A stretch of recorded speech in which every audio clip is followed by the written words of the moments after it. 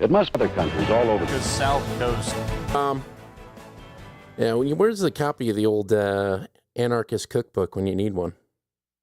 They're around. We got to get them over there, over to Northern Ireland. Yeah. You know, a lot of people want to send blankets. Just send your copies of the anarchist cookbook. You don't go. When did they get those? Do they still have AK-47s in Northern Ireland? At, no pun intended, aimed at the IRA in the last few decades. But we're about to find out, I think. Yeah. So, and I think we should back way up before we get to Belfast as our first topic. Yeah. I think if we're going to jump right into this thing, the place to start is probably going to be, I think I should open my show notes, which I have zero show notes about any of this. I've just been consuming all of the content. And for some reason, I'm really pissed off about it. Well, I don't think you should be mad about it. I think it's, there's two distinct happening. Going to be nothing in 3 or 4 days. That's mostly what I'm angry about. Yeah, you just trolley fires. There's more than trolley fires going on tonight. You know, I've heard that. I haven't seen any apartment buildings on fire on the internet. Yeah, live on the internet. Pulled for a clip a bazillion. Visegrad 24. I wonder why they're publishing fires at apartment complexes. Yeah. HMOs. And there's a large crowd of kids wearing black that's walking through the streets. Yeah, see that one. I think that's the IRA. I see some old photos of people with AK-47s. Various AK models, actually. Okay, so what had happened was in the wake of the Henry Novak trial, which we covered last week, tensions were already today that tensions were high. And then you get a video of a British man, what appears to be they're calling it an attempt, and there are people standing around shouting at this Sudanese fellow. One begins hitting him with something. Looks like a flimsy piece of cardboard. And they're intervening. And now, last I heard, the guy who was being stabbed is still alive. Yep. Apparently trying to scalp this British man or Irish man was all it took for is just generally low income housing. I know there's specific migrant housing, but I think this is, I don't know. I would say that the people of Belfast probably know where they're keeping these people. So it was probably pretty. You don't see any crowds around. You know, there's yet to be any evidence that the crowd itself is at such a fever pitch that it's burning things in its wake. Yeah, and we don't even know if it was the crowd. It appears that this bad lads, them walking along the street, trying to kick in some doors. The narrative is that they're evicting migrants, going door to door, evicting migrants. And that's the Irish don't mess with the old IRA up there. Well, I'm seeing this and did a quick riot thing, and now we got our anger out. It's like, no, we need to sustain that. We need to sustain it. And I'm not even thinking about, used to be dads would tell their sons, you know, if there's a bully at school, punch him. If he punches you, punch him back, get in a fight. Now, kids are going to school with savages, pump their heads in. What used to be a couple of fists exchanged back and forth, some kid goes home with a broken nose, is now a death sentence. And I want to stem that.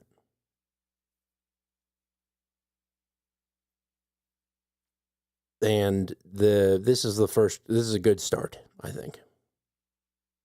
Of at least. Well, I can tell you what you're in for. What you're in for on the side.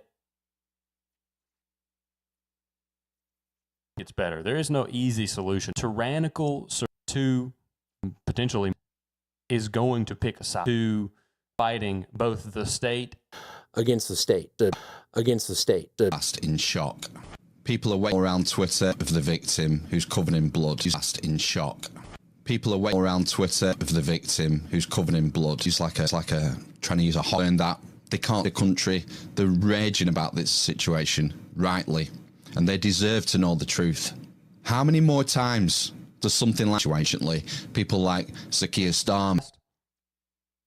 The leadership is in come to America, no, but we're probably come to America, no, but we're probably in for a summer. I know I've been calling it ever since Trump got elected, but I think we're probably in for a summer. I know I've been calling it ever since Trump got elected, but I think this is probably going to be the summer on the other side. People are not will know. You don't feed the cage the system that benefits you. You don't feed the cage the system that benefits you, that you serve. That understand the ARG, that understand the ARG, and its image ARG, and its image of a cicada posted, and people had to sort of like that. Rest in peace. Not to kill people.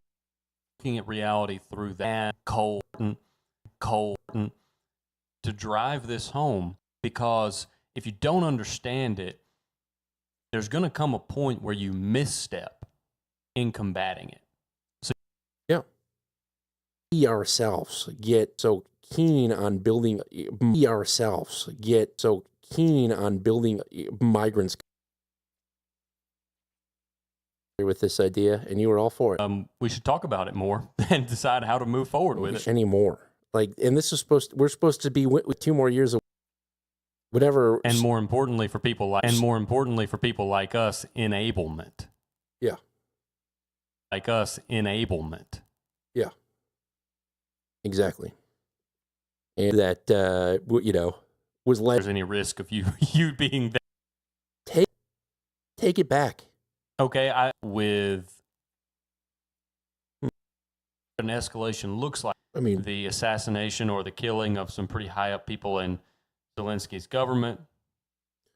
I thought we were rounding the bases on this, that I hates you. So maybe, I don't know. At this point, it's kind of like the Ukraine war. I was listening to boring people in why the aliens are coming to light. Well, I want to provide a counterpoint to that in the coverage of the Meet the Press interview that Trump, MTB interview folder. The only consequential pieces of this are the discussion of the Iran war.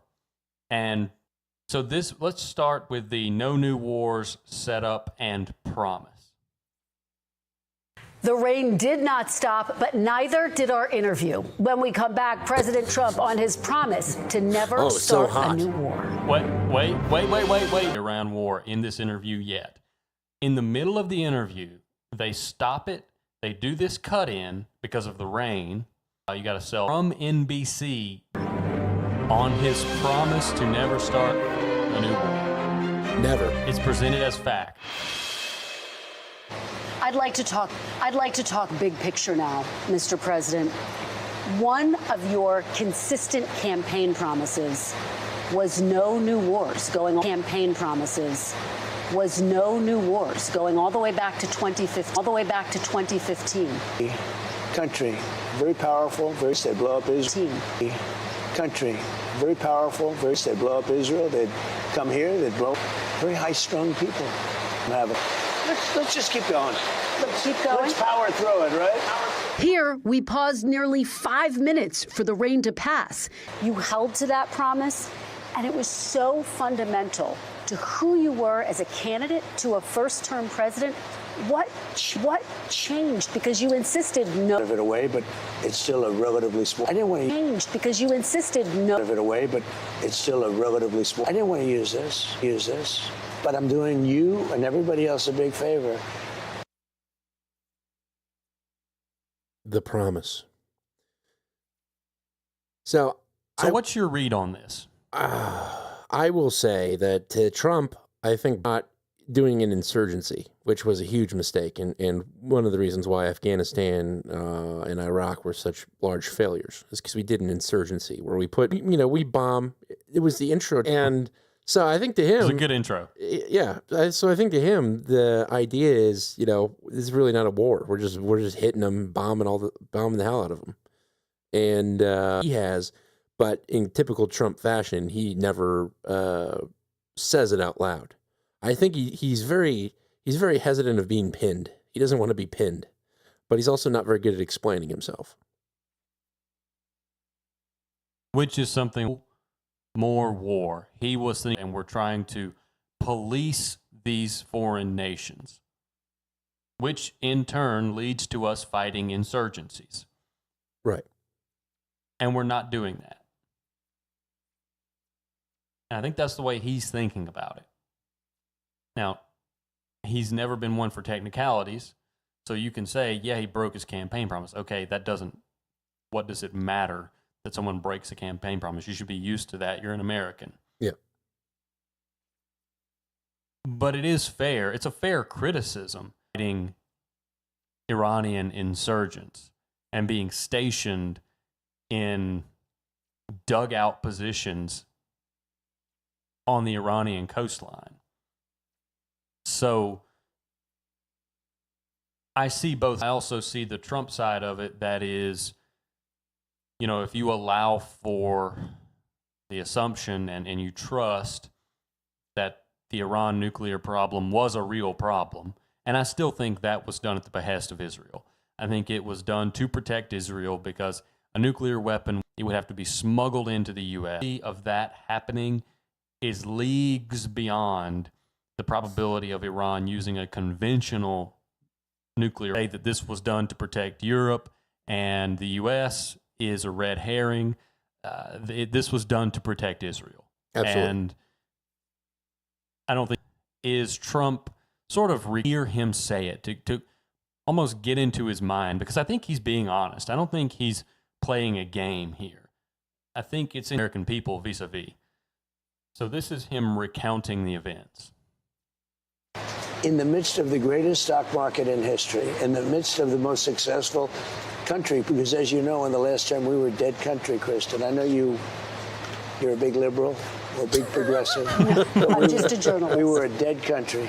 A couple of years ago, we were a dead country. Now we have the hottest country anywhere in the world. Hottest point in the history of our country. I have to do this country, this world, a nuclear weapon. Barack Hussein Obama signed the JCPOA. It was a horrible deal. Horrible deal. Listen. Then I sent the B-2 bombers in about 9-10 months ago, and they totally obliterated the site, and I saved it. We had a choice. We could let them have a nuclear weapon, or we could go along and have some beautiful days. But they would have, it's a judgment. They would have used the nuclear weapon. Yeah. So a bit of an admission there that instead of beating us over the head with they would have used it, he says it was a judgment. Right.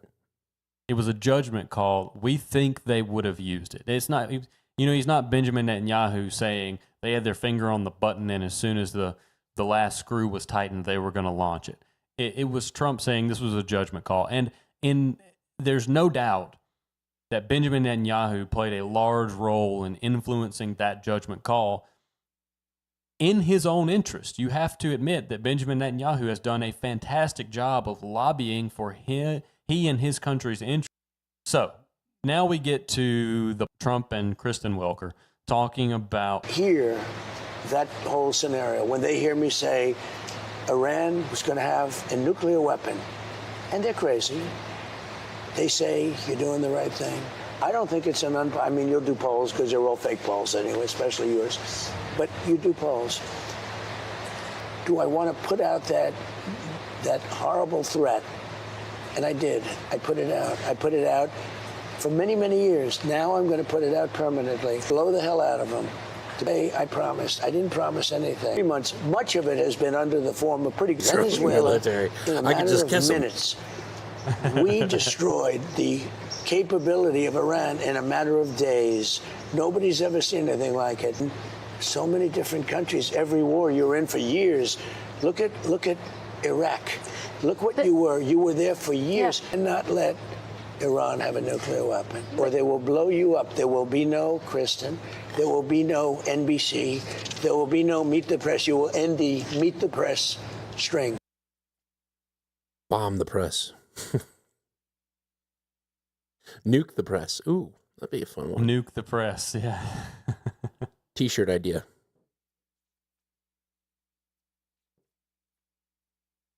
Maybe. Yes, so Trump doesn't trust people. He probably disregarded too late, if he's even concerned about the midterms at all. He may not be. I mean, I don't think he cares about on this project. First started the idea of a free Iran. Like, I really want to go to Iran someday. So I think we should continue to bomb the hell out of them. No, like I think it'd be cool to go to Iran someday. I've got people that and give them back their country, but in execution, I think we got too trumped up on our win in Argentina. Not like the Obama thing. Obama was a path to a nuclear weapon. Mine is the exact opposite. And mine is a wall, a nuclear weapon. Mine is the exact opposite. And mine is a wall. It's a wall, just like I built 1,000 miles of wall on our southern border. And by the way, I took the worst border in history and I made it the best border in history in a matter of weeks. And yet, Mr. President, Iran was the closest to developing weapons. Deal. Right. You don't know that? Then listen to me. You know that, don't you? Let's. Saint Obama during his administration. And they've escalated their. Saint Obama during his administration. And they've escalated their development after the deal was wrapped up. But let's talk about the eradicated. From one nuclear weapon. I love how, as the intensity of that conversation heats up, so does.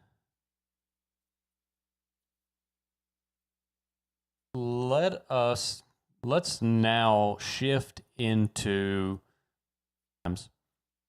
and after she and NBC said that the rain had contributed to frustration. Try to put yourself back in the shoes that you were wearing in 2016 when you had never heard a politician speak like this, because it was almost reinvigorating for me to just hear Trump speak like this again. This is the ramp-up clip. Compensate victims of government weaponization. Got it. So that's what they're talking about here. To the building. They had FBI go into the building. Those people walking around there. You know what you do? Try looking at the tapes one time. Would you take it off the table? Look at the tapes one time. But 172 people did plead guilty to assaulting. Who are people. People faces. Okay. Now, I don't know what's going to surrounded him. Surrounded his beautiful, resolute desk in the Oval Office. What they did to the lives of people, they did a lot of evidence. Todd Blanche. Listen, it was a dirty election. Right now, it's look at what's happening in California. To that? Fast, because it's a rigged election. Let me tell you, it's 4 days. To that? Fast, because it's a rigged election. Let me tell you, it's 4 days. And they aren't even close to coming up with it. That's how they count. You know why they're doing that? Because they're cheap. That's how they vote in California. They're crooked, just like you're crooked. Your press is crooked, and Meet the Press is crooked. To be fair, I'm not crooked. But let's really. Let's you play right into their hands. I'm not crooked, but let's really. You play right into their hands. Yeah. You just look at it. You can just say it when you see it. It's obvious. I mean, Spencer Pratt, who took over. But she got all the mail-in ballots. 100%. Not a single mail-in ballot for it. You don't have any evidence. Climate change is real. You don't have any evidence. Climate change is real. All right. Should we do the end? Let's do the end. You're either crooked or you're stupid. You play right into their hands with this rap. You know that these elections are 4% bad press. But, Mr. President, you know, you have more evidence. There's more evidence than ever presented. Let's talk your about elections in this country. We're like a third world. All the way to Wisconsin. Enough time. You ought to straighten out your press because you know what? Mr. A President, country can never be great with a dishonest Listen, press. we traveled all the way to Wisconsin during the interview posed by the rain. He agreed to sit down with me for another Meet the Press interview. Man, what a sacrifice, traveling all the way to Wisconsin. Into D.C. I would say that's probably about 15 hours in a car. Oh, my goodness. I know. Probably on Air Force One. She probably went to him on the Air Force One. Yeah, we traveled probably all the way to Wisconsin. That's just hilarious to me. That'll bring him back.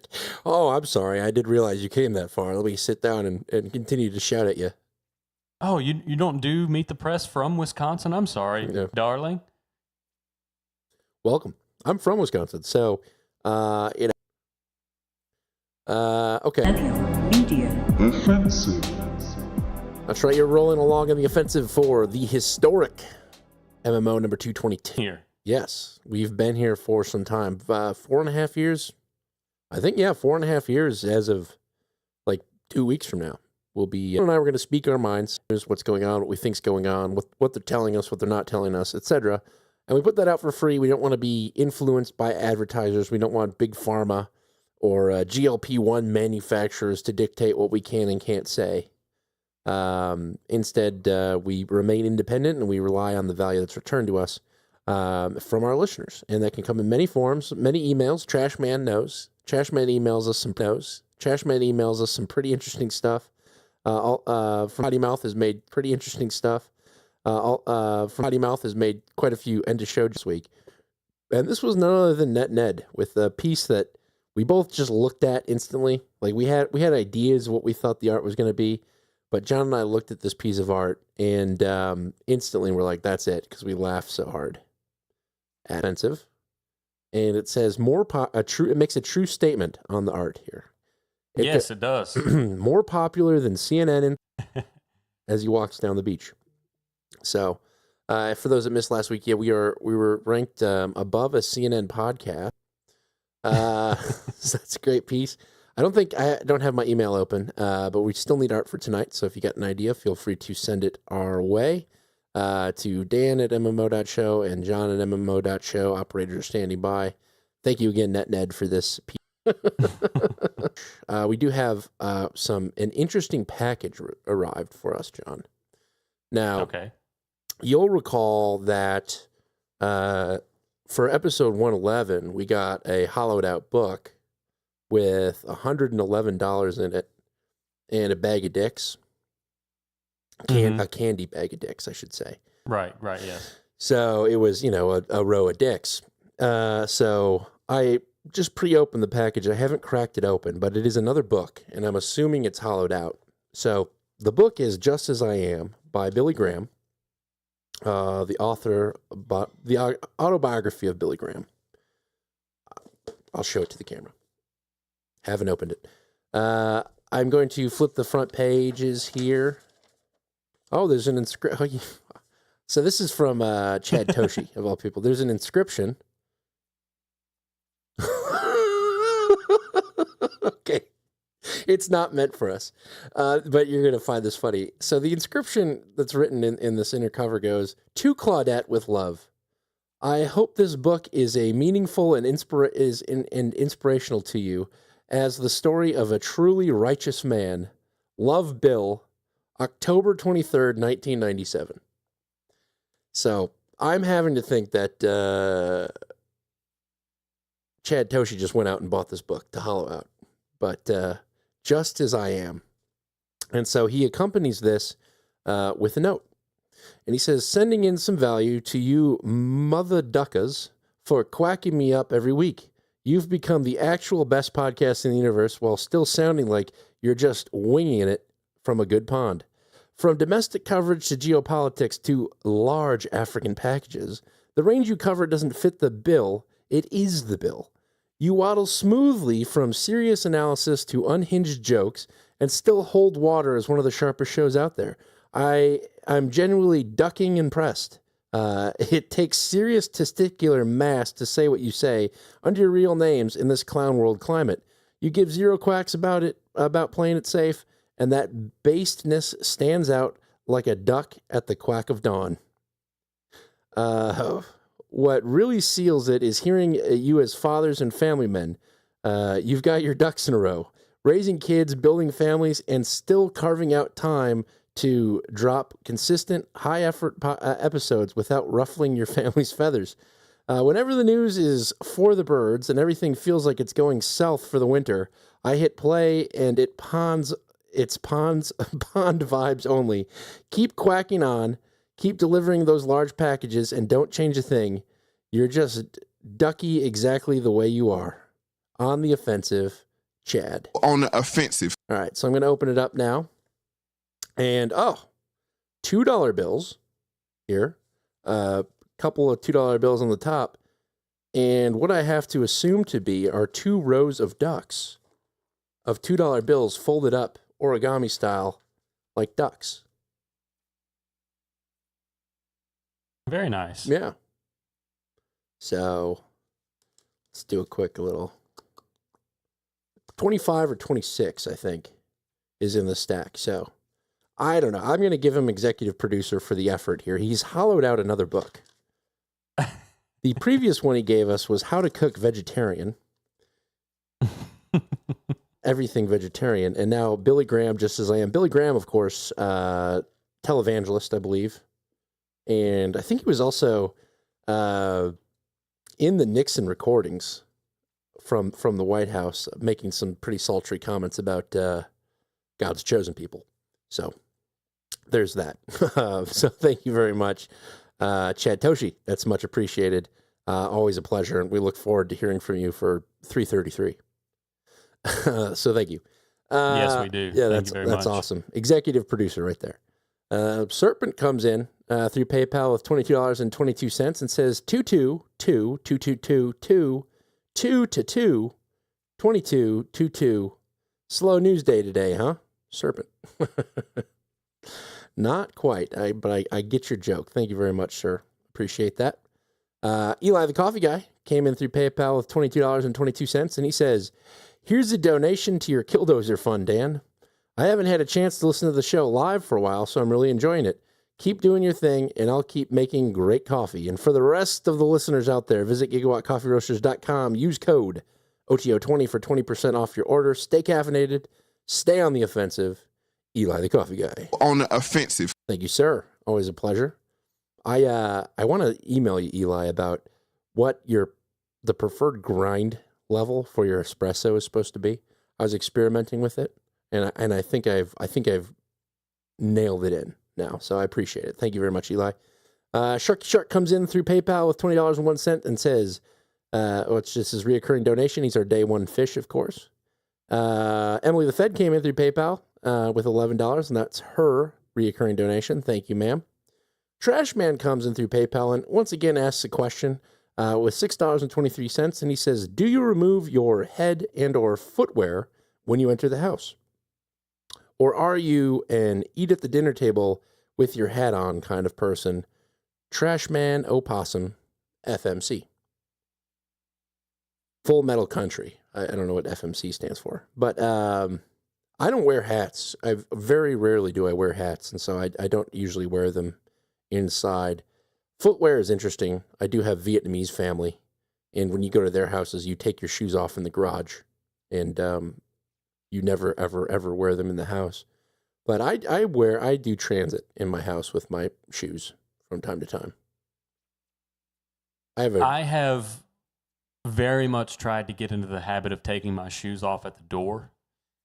And if at someone else's house, and it's pretty obvious that no one else is wearing shoes, I'm very cognizant of that.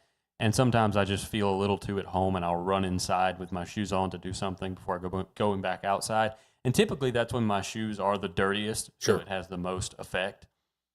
But I have tried to get into the habit of it. If I am wearing a hat, and I don't wear ball caps usually, But if I am wearing a hat, straw hat or something, being outside in the summer, I will take it off, and I don't like it when other people don't take their hats off inside, no matter if it's in someone's home or not. Now, is it something that I think is a mark against their character? No, it's just the way that I was raised, to take your hat off inside. I see. Yeah, the shoes thing are interesting. I don't wear socks from pretty much April to October. I hate socks. I'm an anti-sock guy. So I feel weird taking my like slides or fake Birkenstocks off, just because I don't like being barefoot and walking around the house. I have something against that. So that's why I do what I do. But always compelling. Compelling as always, Trash Man. So thank you. Nailord of Gaylord comes in through Venmo with $5 and says, "Nlog here, OTO, stay on the offensive." On the offensive. And finally, Praetor. Oh, actually, we got an email in as I started the donations. This one came from Dug It Up for $10, and he says, "Glad to be here, and we're glad to have you, sir. Thank you." And he was in the chat of one of our video streams saying thank you for the maps. So thank you for looking at a map. Let me ask you to look again at a map. And finally, rounding out the donation list, Praetor Weirdo of the Not So Flatlands came in through Cash App with $3.33 and said, "Almost forgot. It's Tuesday. OTO. Tuesday is Newsday. On the offensive. That does it for our fiat donations. Good turnout tonight, folks. Appreciate it.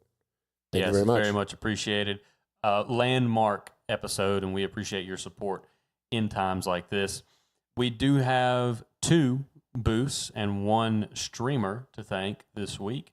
DJW sends what I can only describe as a Baghdaddy boost. Of 20,155 Satoshis, and says, "Would you look at that? Is it Tuesday again?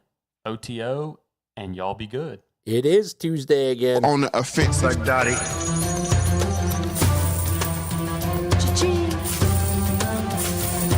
Baghdaddy.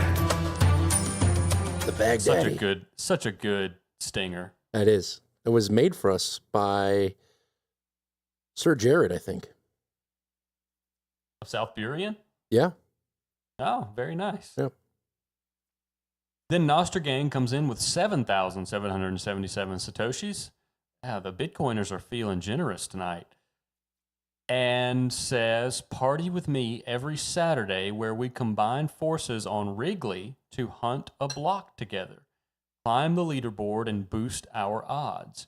Use referral and team code Nostragang, NOSTRGANG, for a free 1 terahash per second bonus and a 10% odds boost. Blockparty.wrigley.io." I've never heard of this. Nor have I. And I'm going to tell you right now, as a father of twins, probably not going to be there, but I encourage our listeners to check that out for sure. Absolutely. Absolutely. Party with Nostragang. You won't regret it. That's right. We'll put that information in the show notes. Then Eric Pepe is streaming through CurioCaster, which is a podcast player where you can stream value through Bitcoins, and so far has streamed 2,276 Satoshis. Thank you very much. And thank you to everyone who came out again for supporting us on this monumental show of 222 episodes of the Millennial Media Offensive. They've said we'd never do it. They've said that we drone on for too long on topics. They've said that we're both actually women. They've said a lot of things, but they're wrong. They're wrong. I tell you, we're here, and we are. We shall remain on the offensive, and we hope that you'll stick around with us in the trenches, deconstructing the media, telling tall tales, and preparing one another for the coming world. Information war, physical war, whatever may be. MMO, for people that give a duck. Get it on.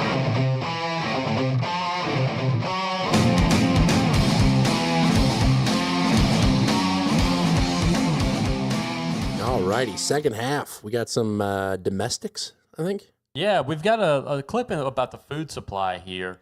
And this was a development that I think has been a long time coming, but to hear it is still a little shocking. This is a report from ABC7 about the screwworm making its way into Texas. Oh, boy. A small fly known as a screwworm is now spreading in Texas. The U.S. Department of Agriculture today confirming 2 new cases have appeared in a dog and a calf hundreds of miles apart in West Texas. Just a couple of hours ago, we had an additional confirmation in a goat in Gillespie County, Texas. The USDA is working with inspectors, creating infested zones with quarantines, surveying the flies, and increasing trappings along the border. They say this is not creating a food safety issue. I also want to continue to ensure this does not affect the food supply system. This is not a virus. It is not a disease. It is a pest. The flies produce larvae that burrows into the skin, and while it mainly threatens livestock, doctors say in rare cases it can affect humans. Officials stress that the risk to humans is low. If you have an open wound or a wound that doesn't heal, then you should see your physician to discuss whether or not the wound it might have this parasitic fly in it. Agricultural communities across the country are concerned for potential economic losses due to infected livestock. Because this is spread by a fly, the organism that spreads this disease can rapidly go through an entire herd of cattle and make all of them sick. So that's very concerning to the people in the agriculture world. The USDA is warning pet and livestock owners to check their animals for any draining or enlarged wounds or lesions, even maggots or egg masses, or even signs of discomfort in their animal, and to report any suspected screwworm infestation immediately. It's like the tick of the cows. Kind of. And goats and all other types of ruminant animals. Now, it seemed the messaging from the admin or whoever they put in charge of the admin was, don't freak out. We're not going to call the herds, but are they going to call the herds? I don't think they will. I think they'll pretty rapidly pursue the approach of producing and dumping sterile flies into the air. So that they breed with the screwworm and reduce the amount of reproduction of screwworm. But they don't have to cull the cows, because a cow with a screwworm infection isn't going to go to processing, which is going to further strain beef supply, which is already strained, and therefore it's going to keep beef prices elevated. Yeah.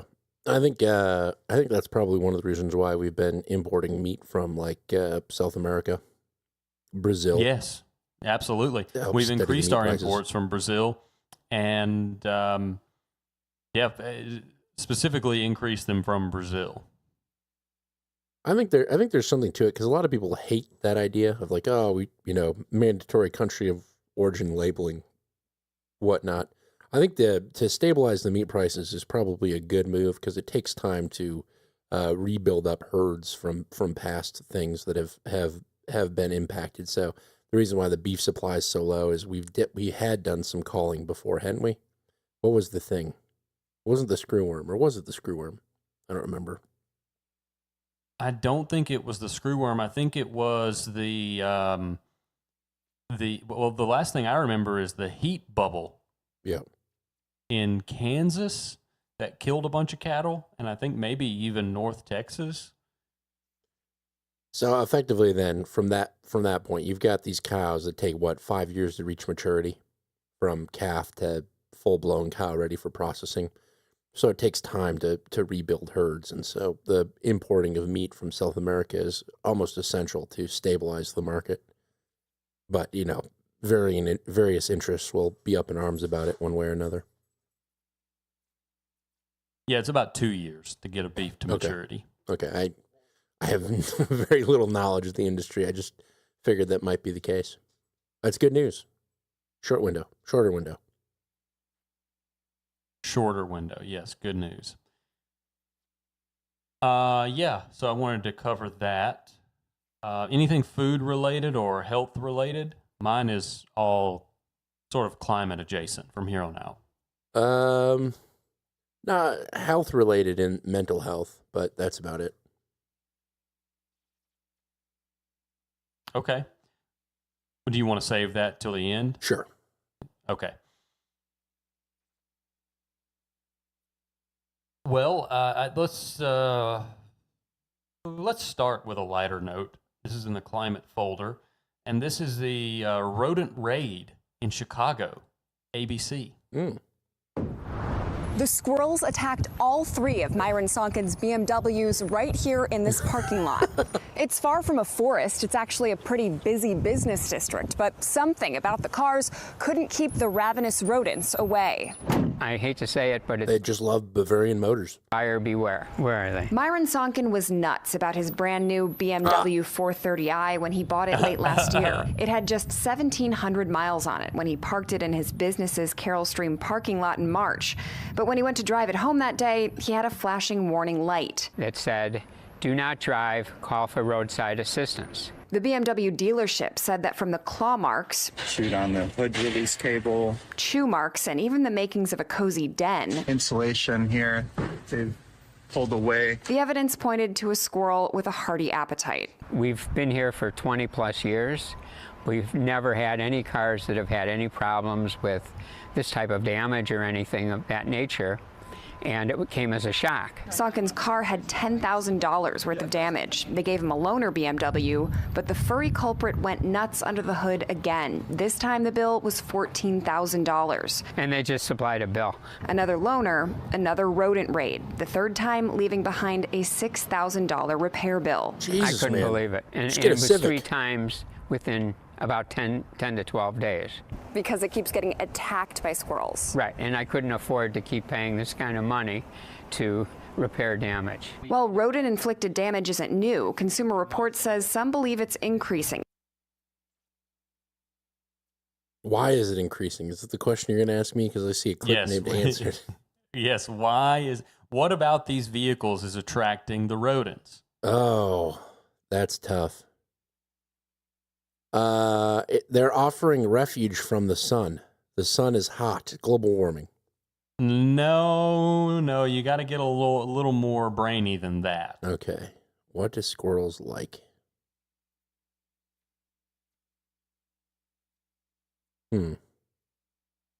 Is it all the plastic inside the car? You're onto it now. Yeah. Because I know BMWs have like plastic. You can't do anything to your BMW yourself because they cover everything with like plastic. What about the plastic would make it attractive to squirrels?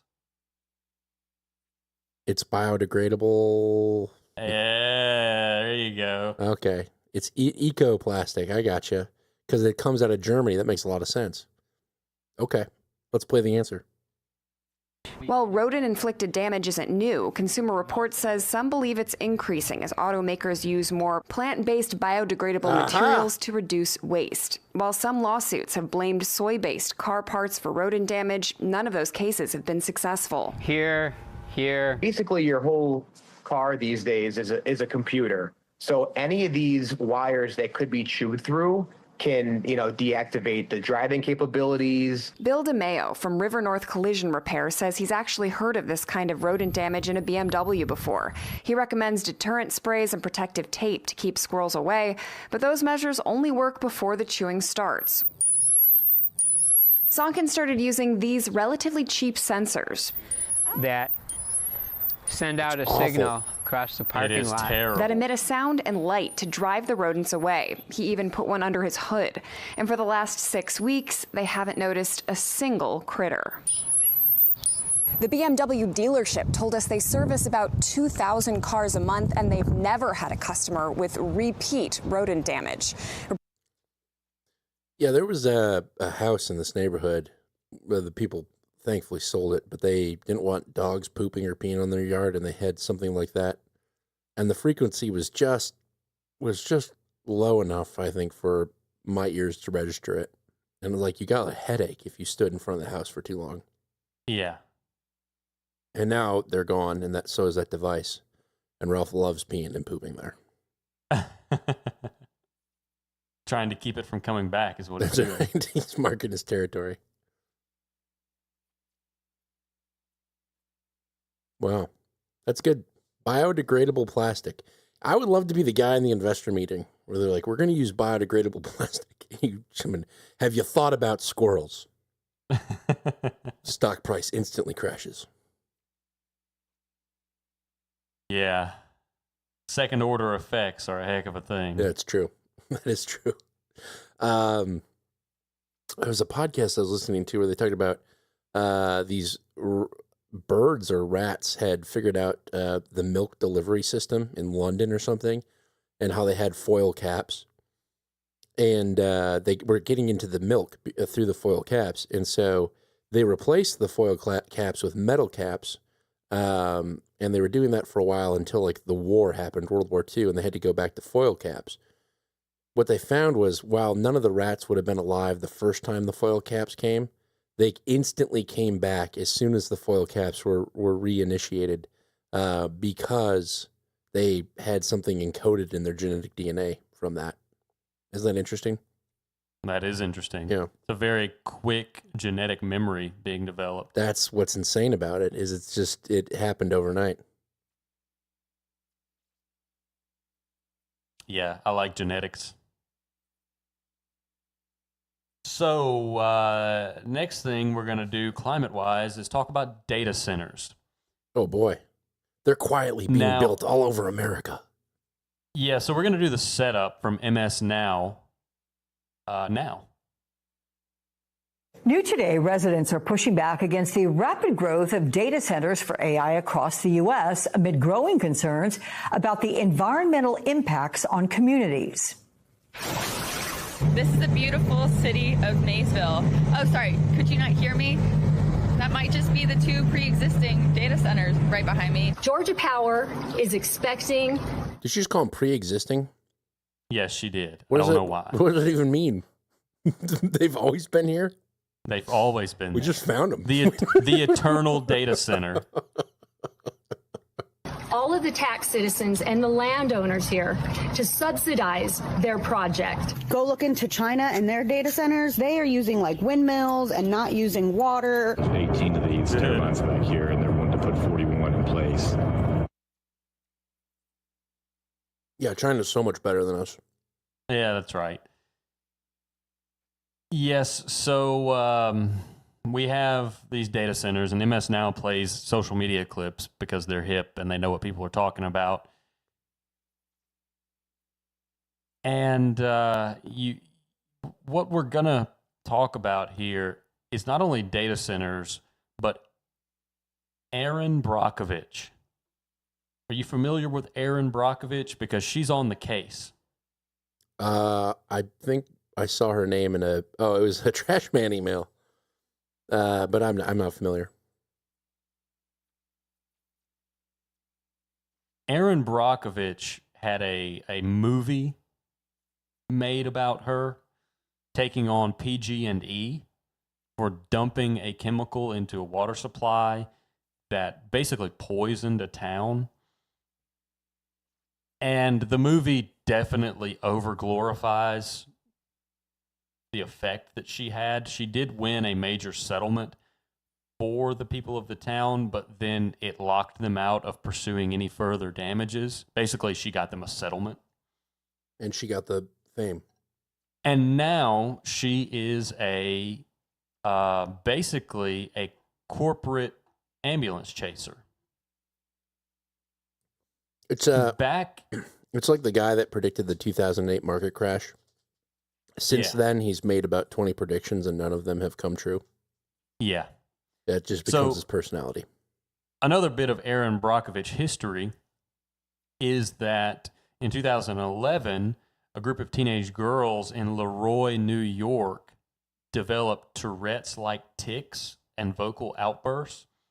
Well, she jumped on the case and pointed to, I think, a factory or maybe a waste disposal plant that was demolished, and then the school. These ticks developed all of a sudden in 2011.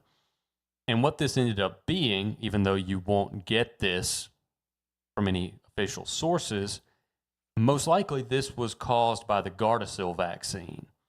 And a particular saying that it was not, definitely not, the Gardasil vaccine. It was this environmental pollution that they're owed. Like an ambulance chaser. But that will sometimes stoop to defending certain economic causes from slander, like the makers of Gardasil. Completely safe and effective for HP. But not those kind. No, not the tree kind. You're good. No. So Gardasil is no longer manufactured. It went away 16 or 17, maybe. I'm not exactly sure. And this first clip is just called Brockovich 1. And from what I learned listening to her talk about some other things in the past, she always starts her presentations with this call to action, this reason that she's looking into this. Brockovich 1.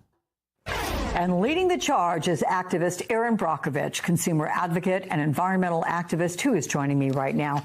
Awfully good to have you back on the show, Erin. Thanks for joining us. And look, everybody knows you famously battled a giant gas company, as portrayed in that Oscar-winning film starring Julia Roberts. And now you are tackling AI. Prior to launching your website, Brockovich AI Data Center Reporting, you wrote, wow, if data centers are so great, why are they being built in secret? How have companies managed to build hundreds of facilities, miss them? She's still reading? Yeah, no. So, the whole thing started for me when I had 30 individual emails from one community about data centers. That's usually a signal for me that something's going on. And so I wanted to see the bigger picture about what was happening with data centers. So that's why we created the map. I was stunned within 3 days that 47, 48 states were reporting. And you just asked a great question, because that's exactly what they all started to report to me. How this happened. They had no idea. These proposals came through. They felt like it was in the middle of the night. They were secret. It was behind closed doors. They were. So they became very concerned at that point. Why did we not know? What is the secret? What is the push? And they had no say in it. So that's what's really started so many of these communities across the country and their frustration about these data centers and how they got there. They weren't done in secret. There were meetings at town planning meetings. People don't go to them because they're incredibly boring. And it's usually just people reading minutes. Every now and then there will be a development that people get all up in arms about. I used to work in real estate development. We took this little patch of grass that we were going to build behind a warehouse, an assisted living facility, and a couple of weirdos came out of the woodwork and go, where are the birds going to live? I didn't know what to tell my daughter when she asked me, where are the birds going to live? I shit you not. That was a real thing. And we're talking about a little patch of grass in between a factory center that we're going to build a assisted living facility. So, yeah, without a doubt, those happened. You weren't paying attention because you were too busy knitting and putting on vagina hats and holding signs and saying, this cannot stand misogyny. That's why you didn't know about it. Well, and also they weren't told to care about the data centers yet. Exactly. They're so bad. I'm going to ask ChatGPT about data center developments. That's good. Okay, so let's continue with... Look, you've noted that you're not completely opposed to data centers, so what aspects of them are you against? Oh, well, we're all concerned about data centers. This is about the data centers and where you're placing them. And they're being placed on top of schools, on top of residents, in hospitals, in locations. And on top of residents? I don't think they're being placed on top of them. Maybe close. Dan, they just put a data center on my house. I saw a data center fly over my house. Again, you said these things are monstrous. And what's happening from proposal to construction to running, Let's talk about the non-disclosure that's really frustrated people. They're extraordinarily concerned about their water. They're extraordinarily concerned about their energy. They're very concerned about all of this on top of an already strained infrastructure system. Not to mention, they're very worried about the land, what's happening to the wildlife, and most importantly, what is the future impact on their health, and the just enormous reports coming from people about the noise. They said it is so loud. This is a 24/7 situation. Crazy there. Well, you'd also go crazy in the woods of Missouri if you're concerned about humming, hissing, and buzzing. Yes, of course. So those data centers are, and the Democrats are going to say, "Oh no, hug a tree, boo." It's God, it's so gross already. But let's go on. I'll tell you what I find compelling about the data center discussion. I've recently read some pieces that argue that we could theoretically, there could be a replacement of the petrodollar system with a data dollar system, where you're seeing this major ramp up in data center infrastructure to effectively control and provide a lion's share of the world's compute. Not compute, but the services of these AI systems, the services that these AI systems rely on. And basically the U.S. is going to be able to act like a gatekeeper of this infrastructure around the world, where the petrodollar system is based on the demand for dollars being bolstered by the trading of oil in dollars.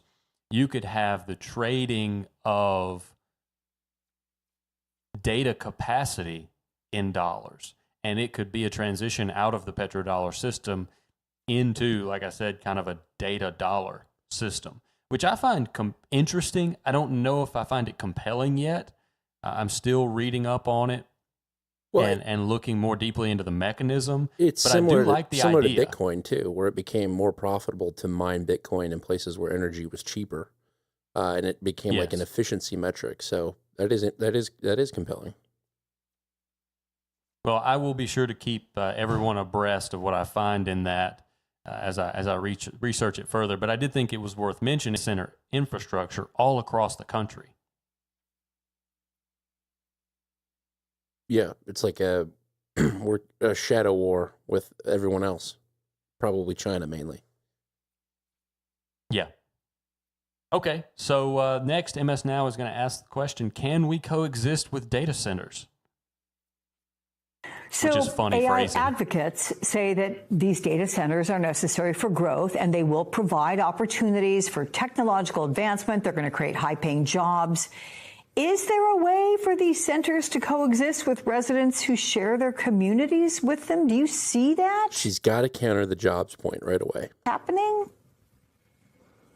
Not at this size, and not if it continues to be secret, if not letting people have a voice. If they're going to lose their water, or their well water's lower, or they're having to dig deeper wells, and no environmental impact studies, zero information, zero oversight. If we keep that, I'm watching and I don't like what I'm watching, is once again, we're doing the same thing over and over again, expecting a different result. Here with some new industry that's coming in with no, again, oversight, no studies or anything. It just gets rammed down your throat and you have to accept it. And then we're going to find out 5, 8, 10 years later, oh, oops, this was a really big mistake. Red tape. This lady's red tape. Oh, she's a corporate terrorist, and just building it anywhere. But she is specifically trying to hold corporations hostage. She's laying the groundwork for holding corporations hostage. Raspberry Pis with external hard drives plugged into them here. She's going to get you. She is. Okay, well, how do we fight back? bombs. Hey, Josh, can you put back up her website that shows these data centers? Because, Aaron, since starting your website in April, more than 3,600 AI data centers have been cataloged on this interactive map that we're showing here. Right now, there are more than 4,300 data centers nationwide. Have you heard from any of the big companies involved in the construction of these centers? And what can communities do to push back and be heard beyond your website?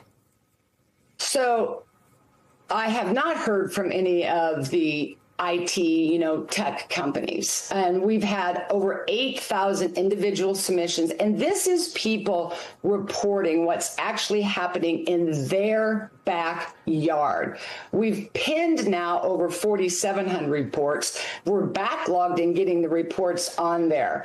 But what I am seeing, and I have never seen anything like this in my career, let alone it be the entire country, a bipartisan issue, but how they are organizing. They are educating themselves. They are networking together. They are informing themselves. And the one thing that they're doing is showing up. They are showing up across the country. Finally. And, we are now seeing about 79 plus municipalities. We want more information. We'd like some studies. We're seeing states now doing the same thing. And that is all coming from the people, their voice, and showing up, again, in numbers about how important this is at a very local level to their city councils, that you hear us, that you see us, and why this is going to be a problem for us. Let me remind viewers, if they're interested, the website is Brockovich AI Data Center Reporting. Yep, and you're yes, I know we missed the city council meetings where we were supposed to oppose this, but we're opposed to this. Her website, which, BrockovichDataCenter.com is just like me, Of course. You're greeted with a photo of her holding, I think, a microphone doing an interview. She's a very serious reporter. Yeah. And then she's got an interactive map. Yeah. And most of them are these community reported, meaning they're saying, "Oh, this is where they're saying they're going to build a data center." Right. I wonder just how I wonder about the size of these. Is some guy who's got server racks in an abandoned warehouse, is that being reported as a data center where he's actually benefiting the electric grid? Because I don't know if everyone knows this, but your power providers, if there is a warehouse on the grid, they have to allocate power to that warehouse, whether it is in use or not. And power on the grid, and it can cause problems with the infrastructure. So a lot of times, power companies will offer incentives for businesses moving into these abandoned warehouses and properties.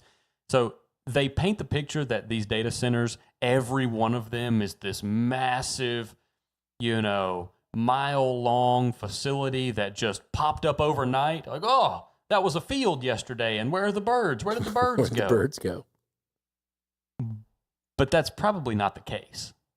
And I would be really interested to know for size, because I would think it would turn out to be that the average is not a huge building, but you have one or two mega data centers and then a lot of smaller properties that qualify as data centers. Right. So, yeah, I think this is an organized movement afoot to hinder the development of these data centers and the operation of existing data centers. Yeah, it's dumb. You can already see the counterpoint coming out of the woodwork. Yeah. Welcome to politics in the whatever century, 21st century. Yeah, there's one proposed in St. Louis for this place that was previously an event center. I mean, it's morphed a billion times. It's the old Armory, and effectively no business can stay open there because it's hard to get to, and it would be perfect for a data center. And now the historians are coming out of the woodwork to say it's a historic site. We can't make it a data center. when they didn't mind that they were hosting amateur MMA fights there. You know what I mean? Like, well, did you consider that the data center was here before? Let's make some data centers. I got to store all this information these people are going to generate. I mentioned the data center, and they just killed. Yes. Hey, yes. Hey, kids. Have you ever heard of information warfare? Did you know that Miss Rachel is a psyop? They don't want you to see it. War Stories with Uncle John continues after this break. Yes.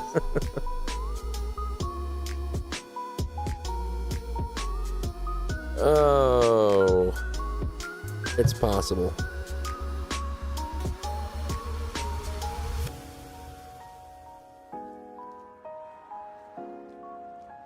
You're recording this part, right? Oh, yeah. I'd never stopped recording. Okay, well, that's all that matters. You came back pretty much as the clip ended. Okay. Everyone is saying our stream is dead, but I'm seeing people hitting it, so I think they're back. Those are the Gambians. The Gambians have done it. They thought they...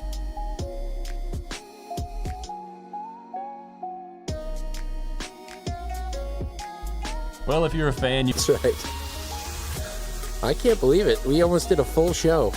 No issues. Well, we did have one. Crispy John. Crispy John. Come on down to Crispy John's. Get based. It's just the right texture. Based and basted here at Crispy John's. From St. Louis, Missouri, I've been your brother in Christ, Dan. And from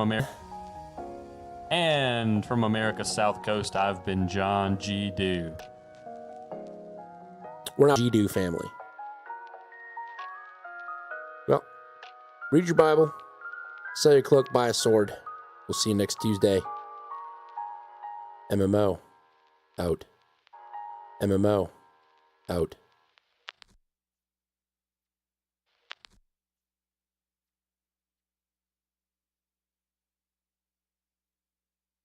Alrighty. Yeah, total internet drop, folks. Everything went down.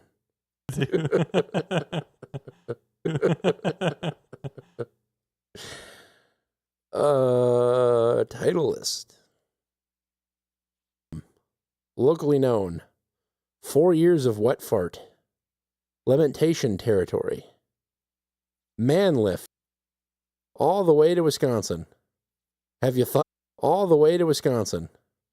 Have you thought about the squirrels? Thought about the squirrels?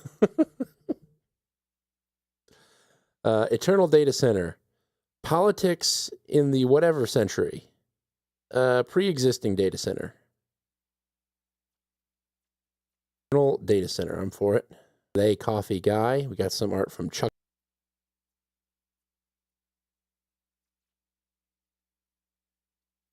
Oh, it's the Japanese southerner. That's pretty topical. All right, here's what I'm going to start doing. I'm going to start dumping the art into the chat room and not telling people who it's from and seeing which one they like. Getting a general vibe from them.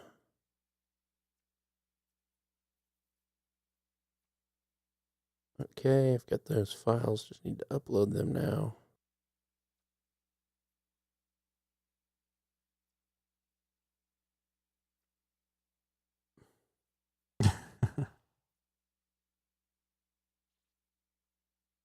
What's funny about it is, because I connect through the stream on my local IP,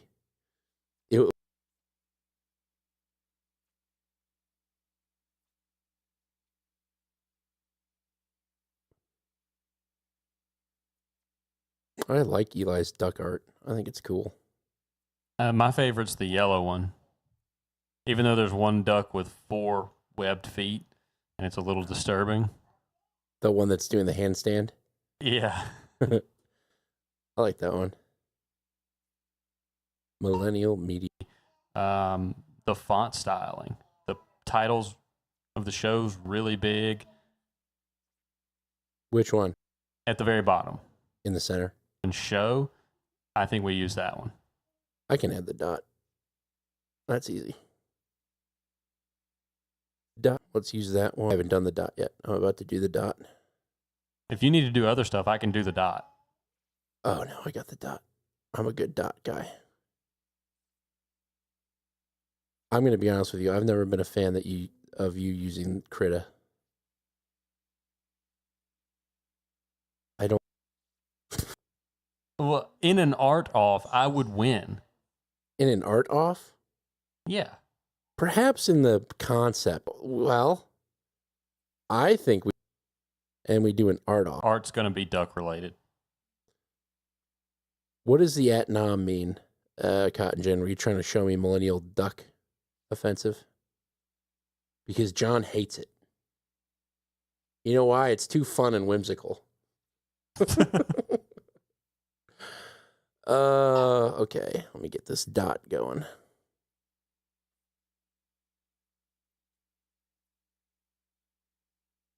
A long time. I don't dislike doing art, but I don't love doing art. That makes sense. Yeah. I love that other people do art. Neither one of us are as good at it as our artists. No. Stamp tool. Clone tool. Oh, I need a stamp tool.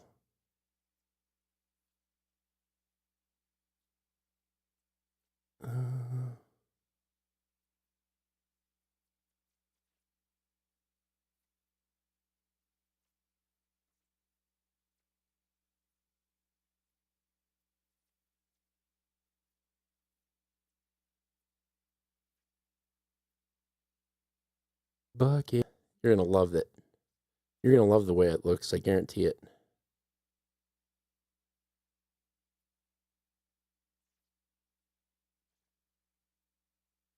You got Eternal Data Center. Yeah,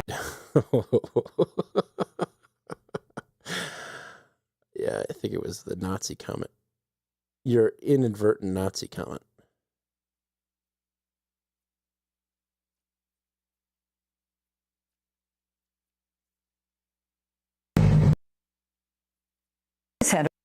New today. Data centers. Oh boy, they're quietly being built. Isn't that interesting? That is interesting. Yeah, it's a very quick genetic memory being developed. That's what's insane about it. Is it's just it happened overnight. Clear. I like it, but it's not very clear. Insurgencies. Right. And we're not doing that. I think that's the way he's thinking about it. Now, that someone breaks a campaign promise, you should be used to that. You're an American. Yeah. I think I marked that.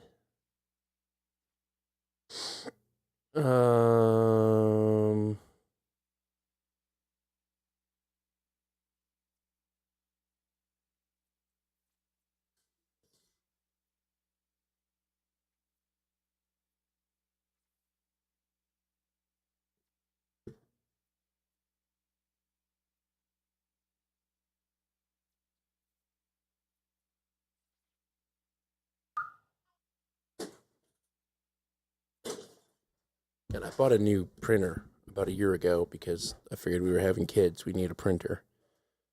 And it's networked, so you're supposed to be able to print to it. But I swear to God, every time I try to print, or my wife says, I printed something to it, I got to go on the screen and look at press a bunch of buttons. Ugh.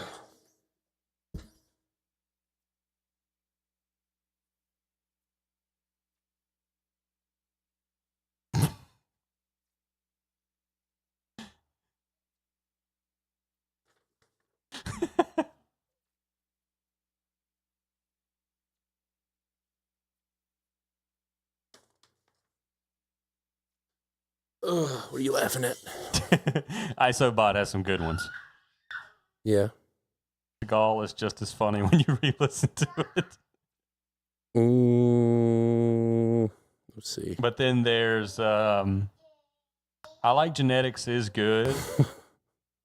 And then I've got national security. Sorry, Whitey. I'm not seeing Where Will the Birds Go? I like genetics. I'm not seeing the Last 15 seconds to Steven Seagal. I'm not even seeing Steven Seagal. Last 15 seconds.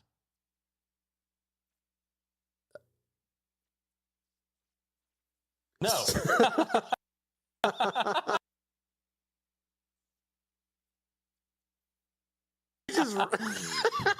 Was he doing karate for